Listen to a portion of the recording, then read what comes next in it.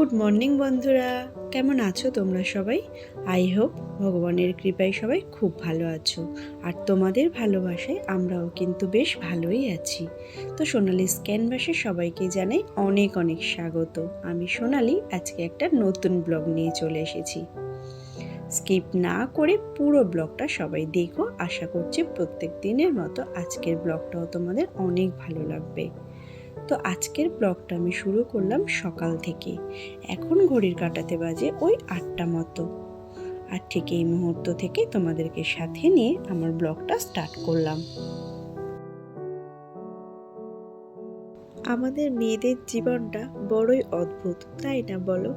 যখন আমরা বাবা মায়ের কাছে থাকি তখন কিন্তু বাবার বাড়িতেই থাকি, আবার যখন আমাদের বিয়ে হয়ে যায় তখন আবার চলে আসি শ্বশুর বাড়িতে। তো আমাদের নিজেদের বাড়ি বলতে কিন্তু কিছুই হয় না, তাই না বলো? আমাদের মেয়েদের জীবনটা এমনই যে সব কিছুর সাথে শুধু আমাদেরকেই মানিয়ে নিতে হয়। যে বাড়িটাতে ছোট থেকে বড় হয়েছি, যেখানে যে মানুষগুলোর সাথে বড় হয়েছি, যে পরিবেশে বড় হয়েছি, সব কিছু ছেড়ে সম্পূর্ণ একটা নতুন পরিবেশে নতুন মানুষজনদের সাথে আমাদেরকেই মানিয়ে নিতে হয়। যদি একটা মেয়ে শ্বশুরবাড়িতে এসে ঠিকঠাক করে সব কিছু মানিয়ে নিতে পারে তবেই হয়তো সে ভালো বউ হয়ে উঠতে পারে। আর যদি না সে ঠিকঠাক করে মানিয়ে নিতে পারে তাহলে তার আর কোনোদিনই ভালো বউ হয়ে ওঠাই হয় না। এমনই একটা ব্যাপার। তো যাই হোক, কিছু করার নেই, এটাই সমাজের নিয়ম, আর এই নিয়মটাই যুগ যুগ ধরে চলে আসছে আর আমরা সেটাই মেনে নিয়ে এসেছি। তো এত কিছু বলার একটাই কারণ, সেটা হচ্ছে আমার না বোনের বিয়ে ঠিক হয়ে গেছে। বোনের বলতে আমার মাসির মেয়ে। তো আজকে মাসি আসবে আমাদের বাড়িতে, মানে বোনের বিয়ের নিমন্ত্রণ করতে। আর মাসির একারই আসার কথা ছিল, তো তারপরে এখন শুনলাম যে মানে বোনও আসবে। আমরা যতই আপডেট হই না কেন, তা হলেও দেখবে আমরা কিন্তু বেশ কিছু কুসংস্কারকে এখনো জড়িয়ে ধরে রেখে দিই। যেমন ধরো, এই বিয়ের আগে কোথাও না বের হওয়া বা দূরে কোথাও না যাওয়া, এমন কিছু কুসংস্কার। তো যাই হোক, সেই জন্য আমি বোনকে বলেছিলাম যে যদি বিয়ের আগে তোকে বাড়ি থেকে বের হতে দেয় তাহলে তুই আমাদের বাড়িতে আসিস, আমি তোকে আইবুড়ো ভাত খাওয়াবো। আর কি জানো তো, আমার বিয়ের পর থেকে মানে অন্য কোনো বোনের সেভাবে বিয়ে হয়নি, আর আমারও কোনোদিন কাউকে আইবুড়ো ভাত খাওয়ানোই হয়নি। তো সেই জন্য আমি নিজের থেকেই চেয়েছিলাম ওকে খাওয়াতে, কিন্তু মানে আমি বুঝতে পারিনি যে বোন আসবে। ও প্রথমে বলেছিল যে আসবো না, যেহেতু ওদের বাড়ির থেকে আমাদের বাড়ির ডিস্টেন্সটা বেশ অনেকটাই। তো এখন বলল যে বোন আসবে, তো তার জন্য মানে আইবুড়ো ভাতের আয়োজন করব। তো রান্না বান্না এখনও কিছুই হয়নি, সব কিছুই বাকি আছে। তো প্রথমে দেখো ঘরটাকে সুন্দর করে গুছিয়ে পরিষ্কার করে নিচ্ছি। আর আজকে না ঘুম থেকে উঠে ফ্রেশ হয়ে প্রথমে না স্নানটা সেরে নিয়েছিলাম। কারণ কি বলতো, অনেক কিছু রান্না বান্না তো করব, তো অত রান্না করতে করতে অনেকটাই বেলা হয়ে যাবে, আর দেরি করে স্নান করলে না আমার ভীষণ ঠান্ডা লেগে যায়। আর অলরেডি তো ঠান্ডা লেগেই আছে। তো সেই জন্য ফার্স্ট স্নানটা সেরে নিয়েছি, আর তারপরে হচ্ছে ঘর গুছানোর কাজে লেগে পড়েছি। তো ঘরটাকে মোটামুটি একটু গুছিয়ে নিয়েছি, খুব বেশি কিছু মানে ডিপ ক্লিন করিনি। যদিও সব মোটামুটি পরিষ্কারই ছিল, তাহলেও একটু হালকা করে উপর থেকে মুছে মুছে নিয়েছি। আর এখন দেখো চলে এসেছি ব্রেকফাস্ট বানাতে। তো আজকে আর তেমন কোনো ভারী ব্রেকফাস্ট বানাবো না, অলরেডি অনেকটা টাইম ওয়েস্ট হয়ে গেছে ঘরটা গুছাতে গিয়ে। আর এখন না ওই ঘড়ির কাঁটাতে বেজে গেছিলো 10টা সাড়ে 10টা মতো। সেই জন্য হালকা কিছু ব্রেকফাস্ট বানিয়ে নেব। তো মাম্মাম আজকে জেলি পাউরুটি খেতে চাইলো, তো সেই জন্য দেখো ওর পাউরুটিটাকে সেঁকে একটু জেলি লাগিয়ে দিলাম, আর আমারটা একটু বাটার দিয়ে জাস্ট সেঁকে নেব। তো এইভাবেই আজকে ব্রেকফাস্টটা সারবো। তো দেখো আমার ব্রেকফাস্টটা বানানো হয়ে গেছে, আর এখন আমি আর মাম্মা বসে পড়েছি খাওয়া দাওয়া করতে। তো খাওয়া দাওয়া কমপ্লিট করে তারপরে রান্নার দিকে যাব। আর হাজব্যান্ড না গেছে বাজারে, একটু মাছ আর একটু চিংড়ি মাছ আনতে বলেছি, আর একটু মাংসও নিয়ে আসবে।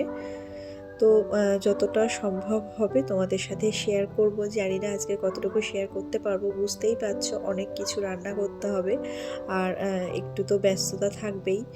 আর দেখো খাওয়া দাওয়া কমপ্লিট করে এখন স্যান্ডউইচ মেকারটা সুন্দর করে পরিষ্কার করে নিচ্ছি।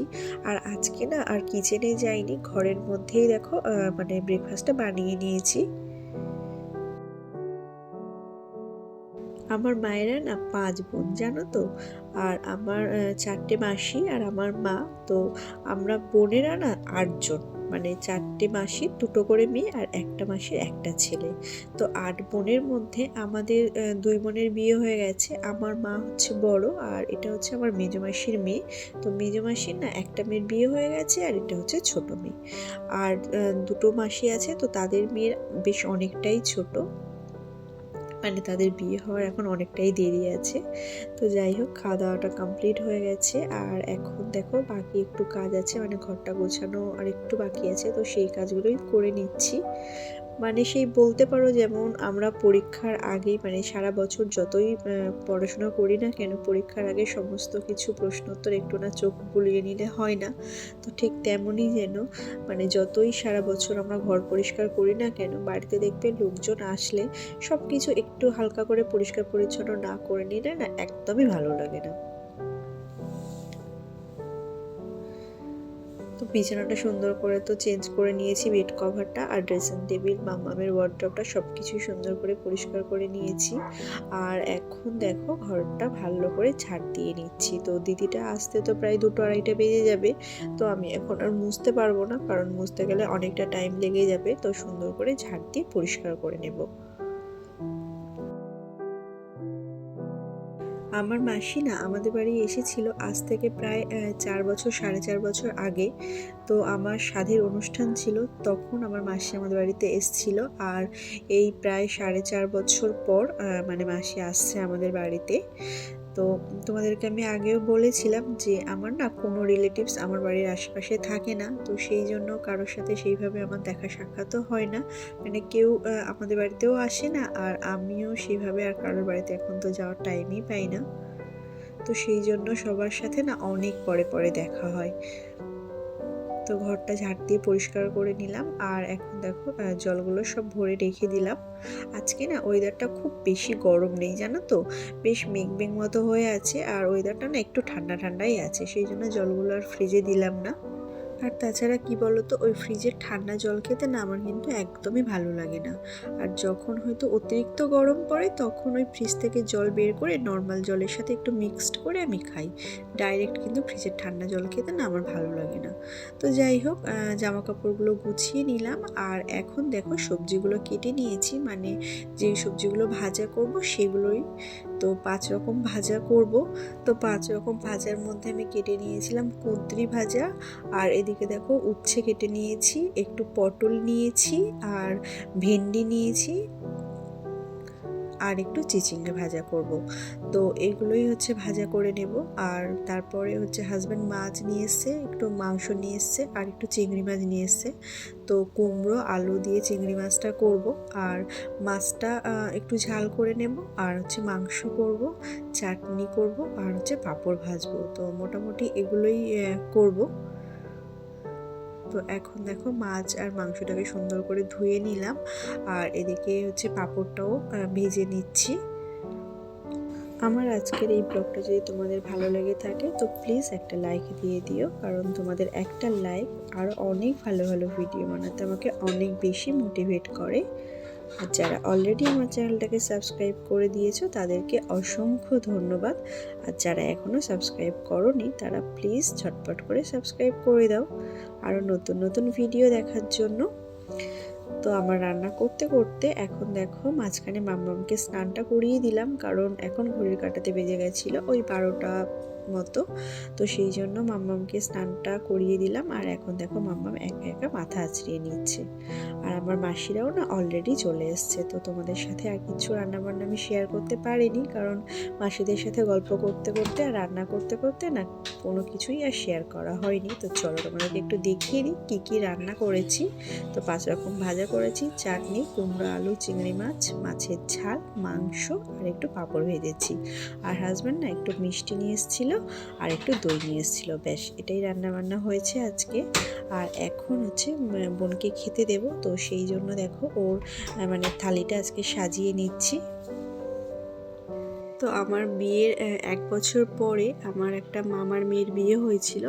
তখনও মানে আইবুড়ো ভাত খাওয়ানো হয়েছিল, কিন্তু তখন না আমি প্রেগনেন্ট ছিলাম, তো সেই জন্য মানে আমি তেমন কিছু করতে পারিনি, মাই সব করেছিল, কিছু কিছু আমি করেছিলাম। আর আজকে কিন্তু আমি সমস্ত কিছুই আমার নিজের হাতে করেছি, সমস্ত রান্নাবান্না কিন্তু আমি একাই করেছি, জানো তো। তো বেশ ভালো লাগছিল করতে সব কিছু, কিন্তু মনটাও একটু খারাপ লাগছিল, কারণ বোনের বিয়ে হয়ে যাবে সেই জন্য।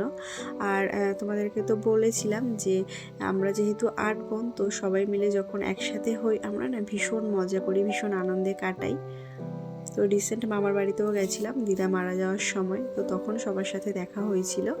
আর এবারে হচ্ছে এই মাসির মেয়ের বিয়েতে যাব, তখন আবার সবাই এক জায়গায় হব, খুব মজা করব। তো এটাই হচ্ছে আমার বোন আর ওর বিয়ে।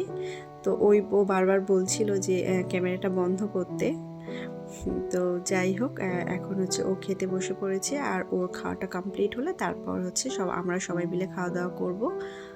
আর দেখো এই নতুন শাড়িটা আমি ওকে দিয়েছি, আর আমি ওকে সুন্দর করে সাজিয়ে দিয়েছি, তোমরা কমেন্ট করে জানিয়ে ওকে কেমন লাগছে। তো চলো আজকের মতো টাটা, সবাই খুব ভালো থেকো, সুস্থ থেকো, আর নিজেদের খেয়ালে রেখো। Thanks for watching.